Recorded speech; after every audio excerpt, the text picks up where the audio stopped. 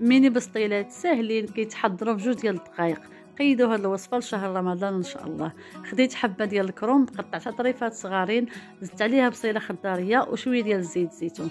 غادي نخليهم يتشحروا حتى غيدبلوا، عاد غنضيف عليهم الشامبينيون اللي شحرته بوحديته مع المعدنوس والثوم والملح. غنضيف كرنيشو حتى هو قطعته طريفات صغارين، 4 الملاعق كبار من صلصه ديال الطماطم، المعدنوس والثوم.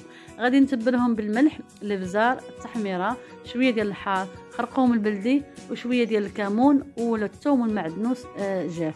غنشحرهم حتى غادي يشربوا القامه. عاد غنضيف لهم السمك الابيض. بالنسبه للسمك الابيض ممكن تضيفوا اي نوعيه كتعجبكم. غنضيف الصلصه ديال الصوجه وغادي نحركهم ونخليهم حتى يبردوا.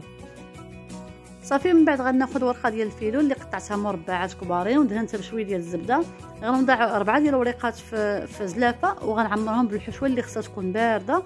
غادي نكمل الكميه ديالي كامله، غنديرها في الطاوه ندهنها شويه ديال الزبده وندخلها طيب 160 درجه لمده 20 دقيقه غير من التحت. والتزيين كيبقى دائما اختياري. هذا هو الشكل النهائي ديالهم. كنتمنى تجربوهم وتردوا عليا الخبر.